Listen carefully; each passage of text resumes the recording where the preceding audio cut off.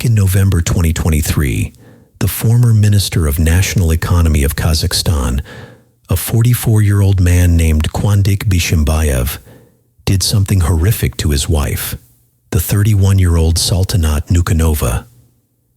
He then desperately tried to cover his tracks, trying to pass off his brutal crime as some kind of freak accident. But this story was too shocking to stay quiet. It exploded online and in the news. The family of Saltanat, the woman who died, demanded that the trial be completely open to the public. Because of them, this case is now being watched by millions of people, not just in Kazakhstan, but all around the globe.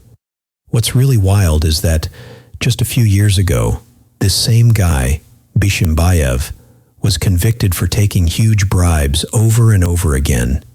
He was sentenced to 10 years in prison, but walked out a free man after just 1 year. But their friends couldn't really say what it was about. The music was so loud, they didn't even realize the couple was fighting at first.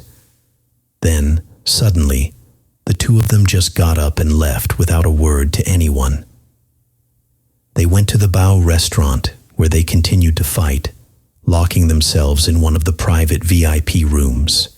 The recovered camera footage shows the man grabbing a few bottles of alcohol from the bar and disappearing. Year-old man, a 24-year sentence is practically a life sentence. Thanks for watching, guys. Subscribe to my channel. There are many shocking stories ahead of you.